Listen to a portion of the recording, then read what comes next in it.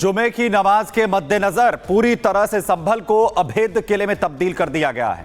संभल को 30 सेक्टरों में बांटकर सुरक्षा के इंतजाम यहां पर किए गए हैं। जामा मस्जिद के पास 3 लेयर की जो सिक्योरिटी है, जो सुरक्षा है वो लगाई गई है, जहां पर पूरी तरह से इलाका संवेदनशील है।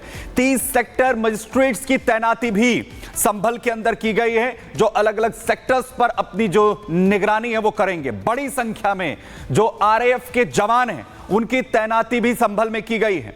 यानी पूरी तरह से संभल पर जो इस वक्त सुरक्षा का घेरा है वो पूरी तरह से कस दिया गया है। आरएएफ के जवानों की बड़ी तैनाती भी है। इसके अलावा जो संवेदनशील इलाके हैं वहां पर आरएएफ के अलावा पीएसी को भी तैनात किया गया है। पीएसी के जवान भी मोर्चा इस वक्त सुरक्षा का संभाले हैं। कई थानों की पुलिस फोर्स भी लगातार निगरानी यहां पर कर रही है। तमाम सेक्टर्स के अंदर पूरे इलाके को जो है उनकी घेराबंदी की गई है। साथ ही जामा मस्जिद इलाके में ड्रोन कैमरे से भी नजर रखी जा रही है। ड्रोन्स भी लगातार यहां पर सर्विलांस करेंगे और पूरे शहर के जो सीसीटीवी कैमरे हैं वो भी एक्टिव यहां पर कर दिए गए। देखिए, संभल को 30 सेक्टर्स में बांटा गया है। आरएएफ, पीएसी, पुलिस की तैनाती वहां पर की गई है। अनूप के पास सीधे आपको लिए चलते हैं। अनूप, तस्वीरें दिखाइए, सुरक्षा के लिहाज से क्या इंतजाम वहां पर किए गए हैं?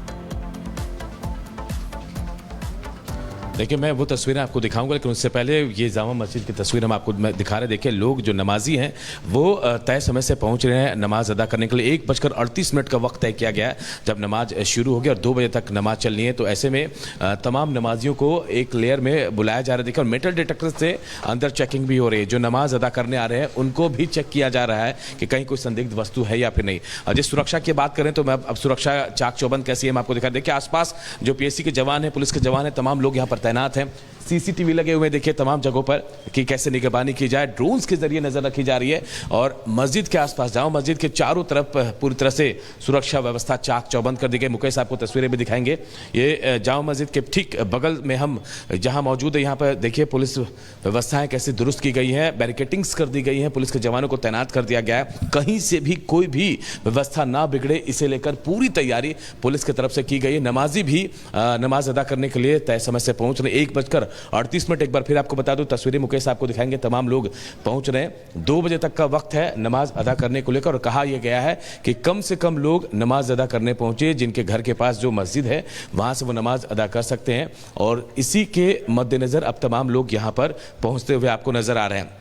हालांकि जिस सिक्योरिटी की मैं बात कर रहा था, 3 लेयर के सुरक्षा, सीसीटीवी के जरिए ड्रोन और फेस स्कैनर जो है उसका इस्तेमाल किया जा रहा है। कहीं से भी कोई संदिग्ध नजर आया तो उस पर उसे तुरंत ट्रेस किया जाए। एएसपी से लेकर तमाम बड़े अधिकारी भी यहाँ मौजूद हैं जो इस तमाम सुरक्षा व्यवस्था को खुद देख रहे हैं। मेरे चारों तरफ आप देखेंगे, चारों तरफ सुरक्षा के वैसे लेयर लगे हुए हैं, बैरिकेटिंग से सब कुछ है।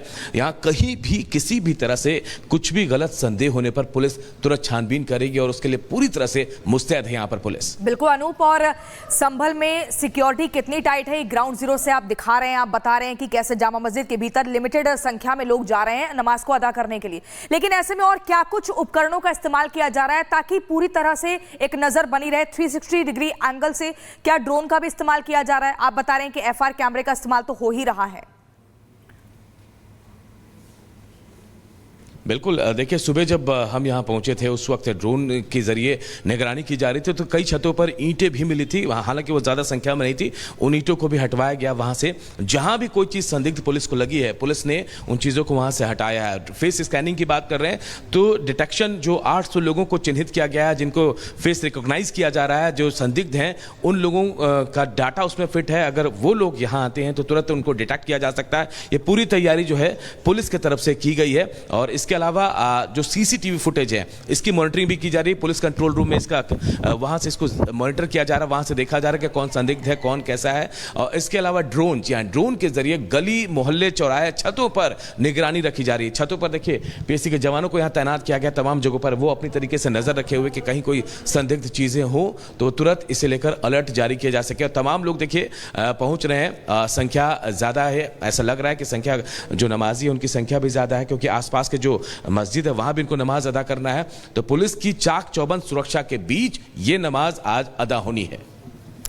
तो वहां सिक्योरिटी जो है संभल में किस तरीके से इस वक्त टाइट यहां पर की गई है, सुरक्षा व्यवस्था जो है वो जुमे की नमाज के मद्देनजर खास तौर पर मुस्तैद यहां पर की गई है। अनु, बहुत शुक्रिया इस तमाम जानकारी के लिए।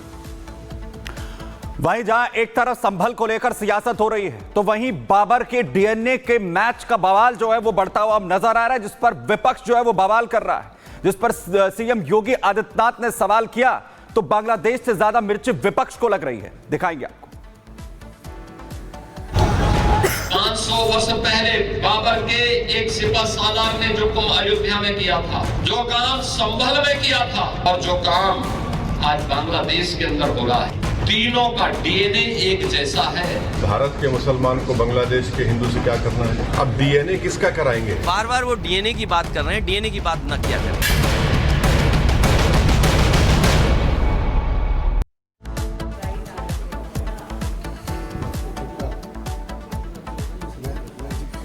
तो देखिए, उत्तर प्रदेश के संभल में जुमे की नमाज के दिन सुरक्षा सख्त है, टाइट है, जगह जगह निगरानी की जा रही है। ऐसे में माहौल ना बिगड़े, तनाव ना हो, उपद्रवी अपने बिल से बाहर ना निकले, इस बात का खास ख्याल रखा जा रहा है। लेकिन आपको बता दें, उत्तर प्रदेश के मुख्यमंत्री योगी आदित्यनाथ ने एक बयान दिया था। उन्होंने कहा कि संभल में जिन लोगों ने हिंसात्मक माहौल किया, उपद्रव का माहौल पूरा बनाया, उपद्रवी जो निकल कर बाहर आए, उनका डीएनए और बांग्लादेश में जो माहौल खराब करने वाले लोग थे, उनका डीएनए एक है। अब इस पर सियासी भूचाल आ गया है। अखिलेश यादव ने भी अपनी इस पर प्रतिक्रिया दी है। एआईएमआईएम अध्यक्ष असदुद्दीन ओवैसी ने भी प्रतिक्रिया दी है। लेकिन अखिलेश कह रहे हैं कि जब उन लोगों के डीएनए की बात कर रहे हैं तो योगी जी अपना डीएनए भी जाकर टेस्ट करवा लें। आखिर क्या कुछ इस पर माहौल बना हुआ है, इस रिपोर्ट के जरिए दिखाते हैं।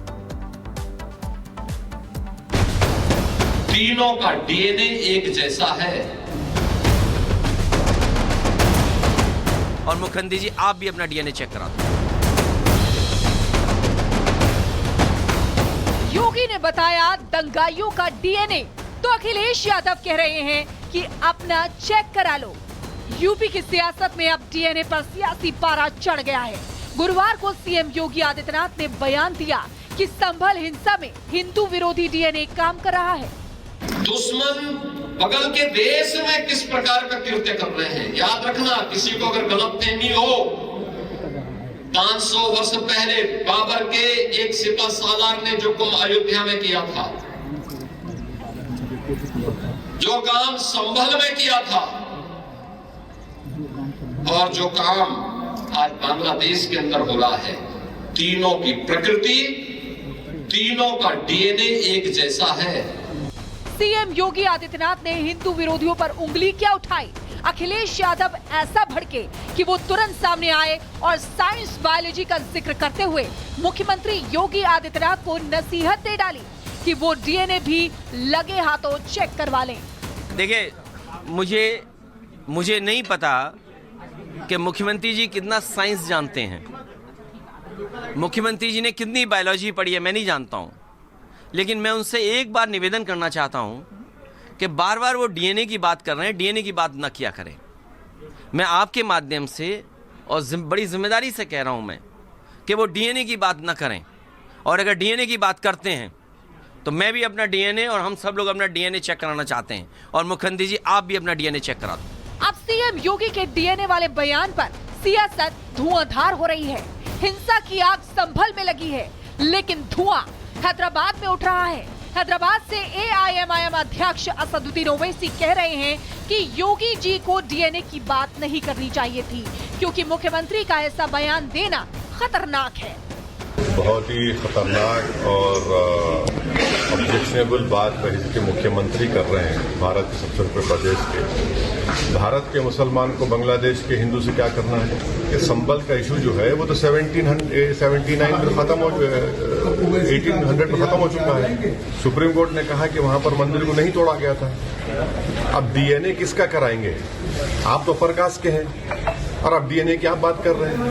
डीएनए को लेकर सियासत आर पार की हो रही है, तो बीजेपी के नेता भी सीएम योगी के बयान का बचाव करने और विरोधियों को काउंटर करने में जुट गए हैं। समाजवादी पार्टी के नेता कह रहे हैं कि अयोध्या की जनता ने बता दिया है कि आप कितने बड़े हिंदूवादी हो। तो बीजेपी के नेता कह रहे हैं कि अगर संभल के दंगाइयों और बांग्लादेश के दंगाइयों का डीएनए एक जैसा है, तो अखिलेश यादव क्यों भड़क रहे हैं? बिल्कुल राम के नहीं योगी जी, ये अयोध्या की जनता ने बता दिया। इस चुनाव के परिणाम ने अयोध्या की जनता का संदेश, भगवान राम का यही संदेश है कि योगी जी भगवान राम के नहीं है। कि बाबर को लेकर के कोई टिप्पणी करते हैं तो न जाने क्यों अखिलेश यादव जी को बुरा लग जाता है। ये बाबर के साथ अखिलेश यादव जी का क्या रिश्ता है? और ये डीएनए जांच की मांग बार बार अखिलेश यादव जी कर रहे हैं। ये कभी मोहित खान के डीएनए जांच की मांग करते हैं जो रेप का आरोपी है, और अब अपना स्वयं का डीएनए जांच करने की मांग कर रहे हैं। अखिलेश जी के डीएनए की बात तो किसी ने की नहीं, लेकिन अखिलेश जी की अगर डीएनए जांच हो जाएगी तो किसी न किसी अपराधी आतंकी के साथ उनकी साम्यता स्थापित हो जाएगी। संभल पर सियासी बवाल और बवंडर इस कदर बढ़ चुका है कि न तो विपक्षी दलों के नेता संभल पर सियासी रोटियां सेकने से बाज आ रहे हैं और न ही सीएम योगी आदित्यनाथ का रुख नर्म दिख रहा है। सीएम योगी का मिजाज वैसा ही तल्ख है जैसा दंगाइयों के लिए हमेशा रहता है। योगी कह रहे हैं कि दंगा करोगे तो छोड़ेंगे